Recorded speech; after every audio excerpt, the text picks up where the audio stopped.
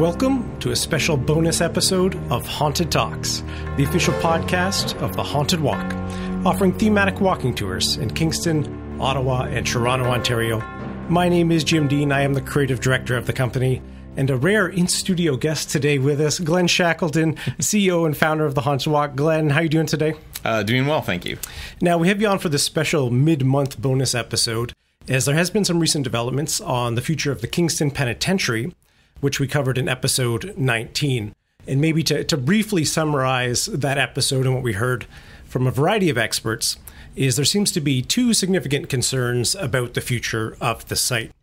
And I'd say the first has to do with historical integrity, as the plans do call for things like walls to be torn down, buildings to be demolished, new buildings to go up, including high rises and things of that nature.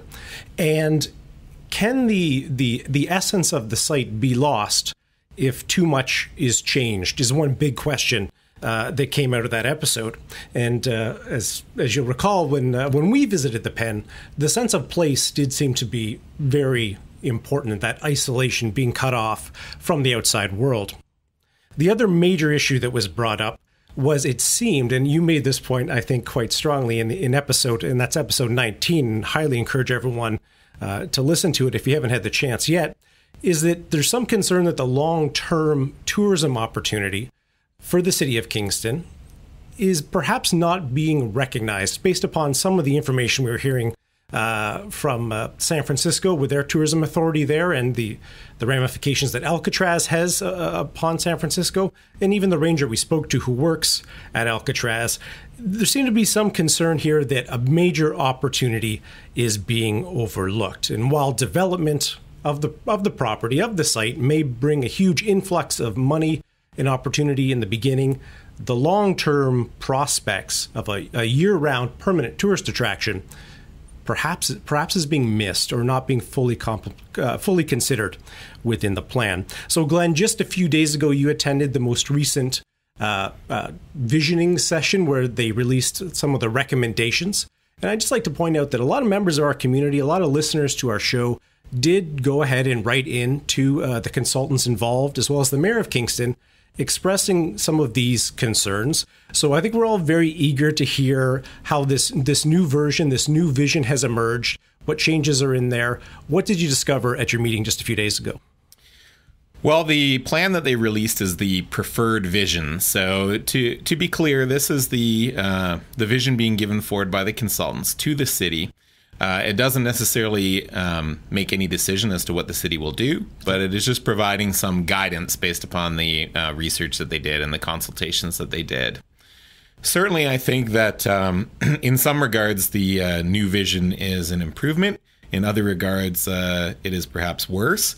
I do think that they certainly heard from people. They know that there are people concerned about heritage. And something else to mention is that any plans that they do will still have to go through heritage assessment as well, too, both within the city. It also has to satisfy any approvals to the heritage. So we're very early in the. I think a lot of people aren't sure where we are in the process either. So we're very early still. This is really just the first step of the process, where they're trying to get some ideas on paper as to what could be done with the site. So there's still lots of opportunity to change the future of what this will, what outcome will result. So you mentioned there were some improvements and then maybe some things that have not improved as much as we would like or you would like. Mm-hmm. Could you give us a quick rundown of maybe some of a few of the positives and then maybe some of the elements you think are a little more concerning? Well, the site includes not just Kingston Penitentiary, but also the Portsmouth Olympic Harbor as well. So there were definitely some improvements, especially for the local residential neighborhood. There was added community space and green space, and an attempt to not have the residential developments be quite so onerous on the local community. And certainly we support that as well. As to Kingston Penitentiary, I would say, if anything, there is more development going on around the penitentiary. Okay. But on a positive note, the planned development is mostly of a lower rise nature, so stacked townhouses or that kind of thing. Okay. Mostly it's outside the walls. They have still kept the plan to preserve the north half of the site for tourism and heritage, which does include a large number of the historic buildings in the site, but certainly does not include all of the historic buildings on the site. There's also some argument to be said that, as the plan still calls for demolishing the walls, the majority of the walls and towers as well, too, in the south half of the site, as to how that impacts the sense of place at the penitentiary. You no longer have the building there as a whole. Most of the buildings that are currently slated for destruction are mostly modern buildings that wouldn't necessarily have a big impact. However, they also have a big area in the middle of the site where they want to use it for repurposed development. So it's a bit unclear exactly what they mean by that.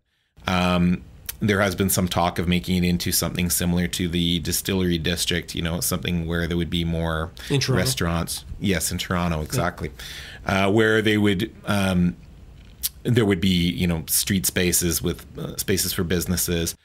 Some of this is not a terrible idea, but it definitely will all depend on how they do it. Okay.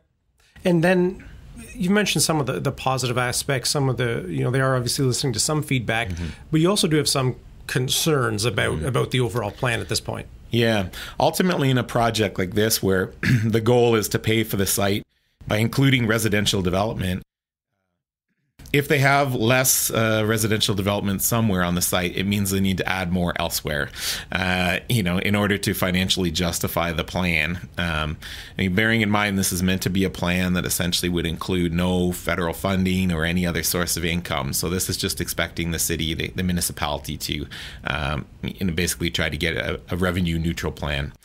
The big downsides are, and I think the most shocking one, were a couple of towers that could be up to 25 stories high, one of which would be very close to the waterfront. So certainly would be visible from anywhere in the penitentiary grounds. But one of which that I think is even more concerning is a residential tower that would be basically smack dab in the middle of the site. Is that 25 stories? Up to 25 stories. Okay. So a pretty looming condo tower, potentially right in the middle of the penitentiary property. That one, they haven't determined exactly where they would recommend that be placed, but frankly, there's no appropriate place for something like that to be within the grounds of the penitentiary itself. The larger up to 25 story tower down by the waterfront is closer to the waterfront, so it's mostly just outside of the what would have been the former penitentiary. A little further away, I guess. Mm-hmm. Yeah, okay. It is incorporates part of the walls and towers, so it does certainly encroach upon the former grounds of the penitentiary. Yep. But they've at least made some effort to move it as far as possible. I suppose it's a positive, but it's really hard to see how you can justify any kind of giant residential condo tower on a site of such national historic importance. And I assume that would be one, just an eyesore, but also if you're giving a tour about, the pen and how it was used, if someone's up on a balcony a few stories up barbecuing, having a few beers, it could dramatically change the cultural experience of being there. Sure. And, even by putting it along the waterfront, I think the thought is that it would preserve the street view from the north end of the site, which is true. But also, we have to bear in mind Kingston is also a city with a lot of maritime tourism as well, too. A lot of people come in on boats. Boat tours are very popular. And so, I think preserving the sightlines of the penitentiary from the water is also a matter of importance that doesn't really seem like it's been given a lot of consideration in this plan. Now, you mentioned that a lot of the responsibility of the site seems to be falling to the municipality, Kingston itself. So they have obviously budgetary concerns and things of that nature. But I think it's a little unclear who owns the site now and, what role that may or may not play in keeping the pen together as a whole. The site as a whole that's covered by the proposal have several different owners, but the main site that we're concerned with, the Kingston Penitentiary site itself, is owned still by Correctional Service of Canada. Okay. So it is still under their ownership. Now, it's pretty clear that, I think they would probably like to have this process move along as quickly as possible. The site is very expensive to maintain with, just more or less mothballed. It is being used for tours as well that I certainly encourage people to try in Kingston right now. And maybe just to jump in, a point I think you've made is some people say, well, there are tours going on right now, but maybe could you just briefly talk about the difference between what's happening now at the Pen as far as the tourism and what could happen with it being, I think you've called it more of a permanent attraction. Mm-hmm. Yeah, the tours that are happening right now, I mean, they're doing a wonderful job of doing the best they can with a difficult situation. Essentially, it's not a case where they have any kind of long-term guarantee. It is only able to be renewed year to year as far as whether they'll have tours or not. So as of right now, no one could tell you or not whether they will have tours next year. Certainly, obviously, we would hope so. They didn't receive confirmation on whether they had tour this year until this year. It makes it pretty difficult when you're in the tourism business, especially when you're dealing with groups or international groups. You often need to be able to plan, sometimes even 3 years out, to be able to know, for people to have any kind of certainty or comfort level in booking or knowing that they're going to be able to come and visit. So I would say that even though, one of my concerns with this consultation is that much, as far as I can tell, much of the value of the site from a tourism site perspective has been based on what has been done so far in the couple of years of tours they've been able to do. I would say, based upon my experience in this industry, that is a tiny fraction of the opportunity. That what they're doing right now, although very popular, and certainly they're making a great job of doing what they can, there is so much more that could be done. It takes a long time. It took for the Haunted Walk. It was not it was an overnight success that took maybe many years to get there. Yeah. It's the same for just about anything of this nature. You need to be able to have time. You need to have effort. You need to have people doing marketing and being involved in spreading the word, letting people know essentially what a great place it is and what. You need to have amenities. You need to have the ability to park buses. You need to, that was a concern I think you raised in episode 19. Have they accommodated? If you're going to have a serious tourism attraction, you need to have parking. Mm-hmm. Is parking being accommodated in the new vision? No, it really hasn't really been dealt with. What they have said is that the parking would be accommodated in between the buildings in the historic part of the site. So. Which, I mean, you certainly would not want to go on a tour of the grounds and have it be a big parking lot full.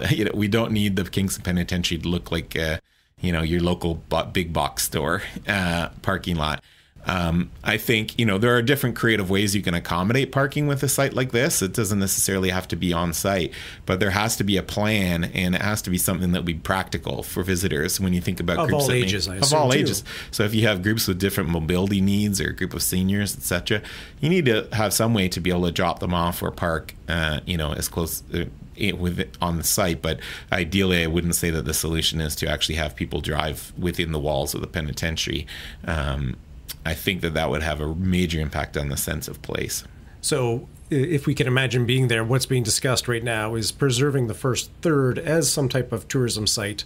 But within that first third, there will be cars potentially parked all over the grounds and a 25-foot tower in the middle, just to imagine what it would be like standing there in that preserved historic area. Yeah. Now, to be clear, the tower would be in theory within the middle third. So the tower would be within the kind of mixed use area. Yeah. However, it doesn't change the point. The fact of the matter is a 25-foot story tower will be viewable from any part of that property. Yeah. And returning then, you mentioned that Corrections owns the property, but it is a national historic site. So is there any federal involvement here in protecting such an important part of our history? My impression is that so far there has not been really any federal involvement in kind of the future of the site which I find odd. I find it odd that Parks Canada or that other federal institutions would not be taking more of a role here, or that funding would not be being provided by the federal government. I think that, we've done our best to make sure the city understands our concerns so that they're informed about the scale of the opportunity. But I do think it's somewhat unfair for the local municipality in Kingston to be expected to take on, the cost of what is a pretty big project, but creates a tourist attraction of benefit to Canada, not just to Kingston. Certainly.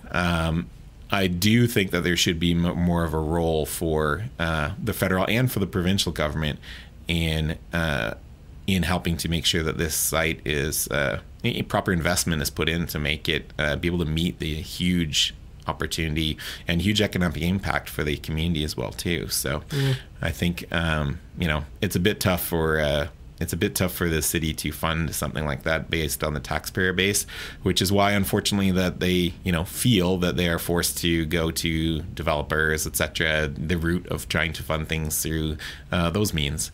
To me, I think that we already have agencies like Parks Canada that are meant to preserve sites of national historic interest. Yeah. Why would this not qualify? That baffles me. Because the developers of the site obviously have very different goals and agenda as opposed to preserving heritage. I assume they're more profit-driven. Yeah, I think they've probably been as respectful as you can expect towards the heritage of the site. And there are many things that they would not be allowed to change. But that being said, it is not their primary motivator. Of course, they need to make a profit for their shareholders, and that is their that would be a primary motivation there. So I think it's not really a model that fits very well with a site of this significance. Mm-hmm. So if I summarize correctly, I think it would be safe to say we have ongoing concerns that the tourism side is not being recognized, and ongoing concerns that changes to the site itself could be detrimental in terms of both our cultural history as well as the kind of the tourism opportunity. Where do we go from here? I guess as the company, as the Haunted Walk, what do you think we should do now? And then for the folks listening and watching who have been involved in the process, what are we going to advise them to do next? Well, I definitely would say that we'll begin discussions with some of our industry groups, like the Tourism Industry Association of Canada, as well as of Ontario, to try to see what conversations could be had with some of the various partners, federal and provincial, that might be part of the solution. So, the hope is that maybe we can have some respectful conversations and try to inform them of, give them the benefit of our experience in knowing what the value of this site could be for tourism and what impact that could have. I think it's a huge issue. So I think, I would mostly advise the listeners for now to stay tuned and stay informed. Hopefully we will have some good contacts as far as people that may be interested in this, helping us with this. And we'll certainly ask for everybody's support. When we have a clear, coherent case as to who should be responsible for putting money into this project and who everyone should write to, then we'll certainly let people know. So stay tuned for now. More details to likely follow as I guess we work in the background to try to bring some more attention through these organizations that you just mentioned. Anything else you wanted to mention about the Kingston Pen developments, or you're attending that session last week? Well, I think it's good, and I will continue to be involved in. I think they've paid a little more attention to the heritage issues, and the heritage issues are part of the problem for sure. And I will continue to be involved with the process as far when it goes through all the heritage approvals as well too. So I will personally make sure that I am there for all of those as well and can keep people updated. I think the biggest thing that's being missed is the tourism opportunity, but. And I certainly think that I would not characterize the treatment of it from a heritage perspective as anything close to perfect either. But I think there's big opportunity here. This is only the beginning of a long process, and I'm excited about it. I still think there's lots of opportunities to try to convince the right people to look at this in the right way. Excellent. Please head over to our website, hauntedwalk.com/podcasts. We're going to put a link up there to the consultation page where you can see the new plans and see some of the documentation there from the session that Glen was at last week. As always, you can visit our website, hauntedwalk.com, for information about our tours and new special events and things we have going on. And if you're enjoying the show, we certainly encourage you to subscribe, leave us a rating wherever you're listening to us. And as always, we thank you for listening. Glen, thanks for sharing this information with us today. Thank you. Until we meet again, sweet dreams.